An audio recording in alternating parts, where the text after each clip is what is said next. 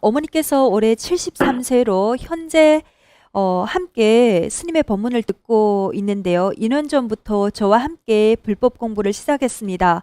어머니께서는 금생에 하나의 수행 목표를 완성할 기회가 있었으면 하는 그런 바람을 딸로서 갖고 있습니다. 현재 어머니께서는 대원만 전행 공부를 하고 있는데 주로 책을 읽고 최대한 수업은 따라서 들으려고 노력하고 있습니다. 올해 말이나 내년 초에 어머님을 유럽에 모시고 오고 싶은데요. 그때 어머니와 함께 오가행 50만 번 수행을 해보려고 합니다. 어머니께서는 보리학회 정토반에서 직매푼척 림보체님의 아미타불 영상 관정을 듣고 아미타불 명호 600만 번을 염송을 하겠다는 원을 세웠으며 현재까지 100만 번 이상을 완성했습니다. 어머니는 학교에 다닌 적이 없으신데요. 한자를 자습했고 현재 남희근 선생의 유마경 독해 관련 책을 보고 있으며 책의 내용을 다 이해하지 못하고 있지만 일부만 이해를 했는데도 그래도 이제 많은 이로움을 받고 있다고 하십니다. 최근에 스님께서 불자들에게 금강산매경을 꼭 읽어봐라는 동료를 해주셨는데요. 어머니께서는 유마경도 아직 다 읽지 못했지만 금강산매경도 읽어야 할 것 같은 생각에 지금까지 3번을 읽으셨다고 합니다. 어머니는 스마트폰으로 불교 관련 영상이나 영화, 드라마를 자주 보는 등 수행에 적잖은 시간을 들이고 있습니다. 2년 동안 불법 공부를 하면서 딸인 제가 느끼기에 어머니는 이 자식들과 가족들에 대한 걱정과 세간법으로부터 어느 정도 해탈을 얻으셨고 또 불법 수행을 계속하고자 하는 생각을 갖고 있습니다. 하지만 아직 어머니는 이번 생에 꼭 완성해야 하는 도업에 대해 명확한 목표가 없습니다. 이 부분에 대해서 정각스님께 청법을 하시라고 어머님께 여러 번 말씀드렸지만 거기에 대한 집착을 버려라 물어볼 필요가 없다고 하십니다.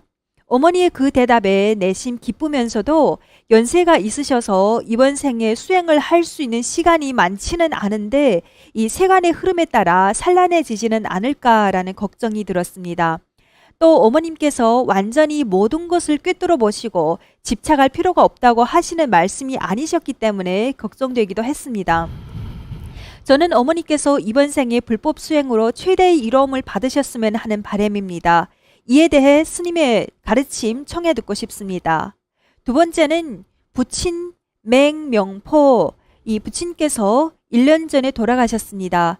그 사이 가족들 전체가 부친을 위해 여러 가지 불사를 했지만 아버지께서 아직도 스스로를 가정에 속박해두고 해탈을 얻으려 하지 않는 것이 느껴집니다.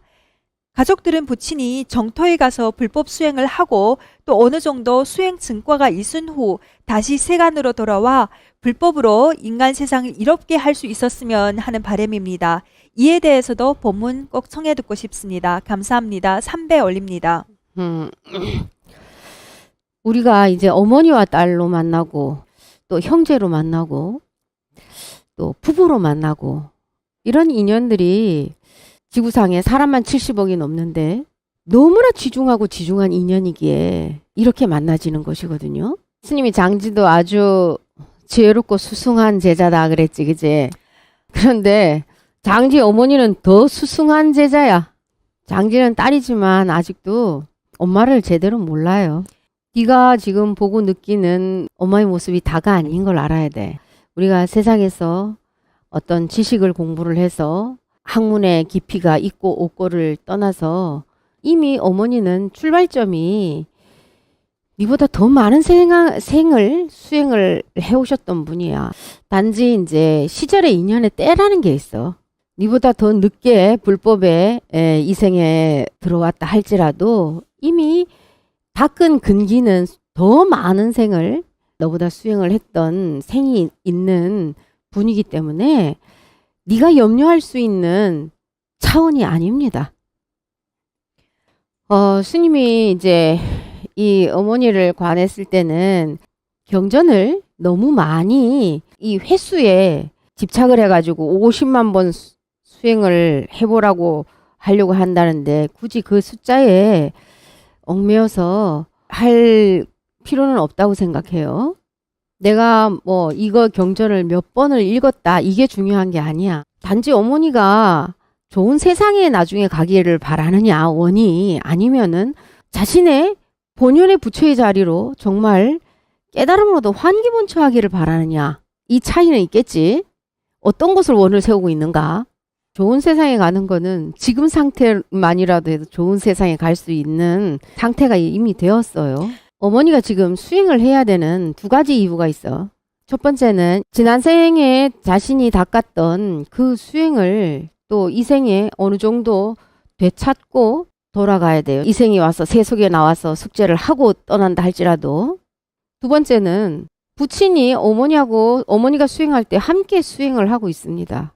다른 사람들이, 다른 스님들이 천도제를 지내주고 뭐 이렇게 하는 것보다 어머니가 불법을 수행할 때 아버지가 함께 수행을 하면서 더 큰 이익함을 얻을 수가 있는 상태예요, 지금. 이 사람이 죽으면 좋은 데로 가라, 이렇게 좋은 데로 가라, 이렇게 하잖아요. 좋은 데가 어떤 곳인지 보여줬습니까? 막연하게 좋은 데로 가라, 이제 사람들이 이렇게 말을 하면 안 되는 거야. 어떤 게 좋은 곳인지 보여주지도 않고 좋은 데 가라 그러면 어떻게 가? 이 정토에 간다, 막연하게 사람들이 정토에 가라 그러는데, 살아 있었을 때 마음이 정토에 갈 마음이 안 돼 있는데, 아니 몸을 벗어버린다고 그래 정토에 가겠냐 이 말이야. 정토에 가란다고. 아버지가 집착을 다 내려놓지 못한 것은 사실이에요. 하지만 그냥 있는 것은 아닙니다. 집착 하나만으로도 있는 게 아니에요. 어머니가 불법을 공부할 때에 아버지가 그래도 그 영향을 아주 많이 받고 있어요. 몸이 있었을 때는, 이 육신의 몸이 가지고 있었을 때는 사람이 죽으면 끝이 아닌가 또 이렇게 생각할 수도 있었어. 하지만 막상 이 육신의 가죽 옷을 벗어버리고 났는데 끝이 아니거든. 그때 받아들여지는 불법의 느낌은 몸이 있었을 때와 하늘과 땅 차이예요. 배가 불렀을 때에 밥 먹으라 그러면 별로 먹고 싶지도 않은데 먹으라 그러면 반갑지 않죠. 내가 배가 막 엄청 고플 때는 반찬 한 가지만 있어도 꿀맛처럼 먹을 수 있지. 그것처럼 부친이 공부를 안 하는 것 같지만, 불법에 대해서 공부를 안 하는 것 같지만 지금 엄청난 공부가 되어가고 있는 상태예요. 불법에 대한 공부의 단계가, 어머니의 공부가 이 단계가 이제 올라가면 높아지면 높아질수록 함께 성숙돼 가고 있는 것이에요. 그래서 지금 어머니가 공부해야 될 것은 경전을 많이 몇 번을 읽었느냐가 중요한 게 아니라, 이 경전을 한 번을 보더라도 그 뜻을, 깊이를 깊이 있게 궁구하고, 내가 이제 지금 이 경전을 보다가 지금 이 문구에 대해서는 참 뭔가 마음에 와닿기도 하고 이래. 그러면은 그 경전의 구절을 가지고 한 시간이라도 자선을 하면서 한번 깊이 있게 관해보는 거예요. 그 뜻을 몇십만 번을 읽어야 된다, 이 경전을. 이렇게 하면은 이 경전을 몇십만 번 읽어야 된다라는 것에 대해서 집중을 하기 때문에 번뇌나 이런 잡념은 안 올라올 수 있어요. 그런데 또 다른 한편으로는 또 어떤 이제 장단점이 있는데, 어떤 게 있냐면 이 마음이 조급해지고 허덕이는 마음이 생기게 돼 있어요. 그 뜻의 깊이를 이제 궁구해서 나가기보다는 몇 번을 했다는 횟수를 채워야 되기 때문에, 횟수에 치우치기 때문에 진짜 중요한 것을 또 놓치고 갈 수가 있다 이 말이야. 이 여러 번의 경전을 하는 것보다는 지금 하는 것처럼 경전 공부를 이렇게 하되, 여기에서 더 추가를 해서 알려드릴 것은, 화두를 부모 미생전에 내가 어머니 태중에 들어가기 전에 나의 본래 면목이 무엇이온가. 이게 어머니가 전생에 했던 수행이에요. 부모 미생전에 너의 본래 면목이 무엇인가. 이것을 한번 깊이 있게 다시 한번 다잡아서, 내가 어머니 태중에 들어가기 전에 나의 본래 면목은 무엇이었는가? 내 본래 면목이 무엇이었는가? 내 어머니 태중에 들어가기 전에 이거를 다시 한번 잡아서 수행으로 전념을 한번 해보면 좋겠습니다. 그리고 어머니가 경전을 볼 때는 아버지와 함께 수행한다고 생각하면서, 지금 내가 경전 공부를 하는데 이렇게 독경을 할 때 함께 공부를 하십시오. 당신도 함께 공부를 하십시오. 여기서 이런 마음으로 입 밖으로 내서 이렇게 말을 해도 괜찮아요. 그러면서 경전을 공부를 한 것에 대해서 한 5분만이라도 법문을 아버지한테 해주는 게 좋겠어요. 과거신 불가득, 현재신 불가득, 미래신 불가득이다. 득할 수 없는 이 마음을 가지고 당신이 과연 착하고 있는 것이, 집착하고 있는 것이 무엇이냐? 붙잡을 수 없는 그 마음을 우리는 모든 매 순간에 붙들어 놓으려 그러거든? 응무소주 이생기심이라 그랬지? 머물 수 없는 그 마음을 우리는 머물러서 붙들어 놓게 되니까 뭐 물이 고이면 썩지? 그것처럼 이 마음이라는 것을 붙들어 놓게 되면 거기 어떻게 돼? 착이 생기겠지, 그치? 없는- 이 세상엔 집착할 수 있는 대상이 하나도 없어요, 사실은. 왜? 환이기 때문에. 영원한 것이 아니기 때문에. 그런데 과연 당신이 붙잡고 있었던 그 모든 것이 헛개비였었다. 모든 이 세상의 모든 것들은 뭉쳤다 헤어졌다, 뭉쳤다 헤어졌다. 이래 해. 이 세상의 모든 이 물질들은 색은 이와 같이 무상하다. 그렇지만 영원히 변하지 않는 당신의 영혼을 소중히 여겨라. 자식에 대한 집착도 내려놔야 되는 것이고, 홀로 남겨진 아내인 나에 대한 집착도 내려놔야 되고, 또 물질에 대한 이 집착도 내려놔야 되고, 이런 모든 집착들이 사실은 군더더기처럼 당신의 발목을 붙잡고 있는 족쇄밖에 안 된다. 이런 모든 것들이 사실은 모였다 흩어졌다 하는 뜬구름하고 똑같은 것이다 이 말이야.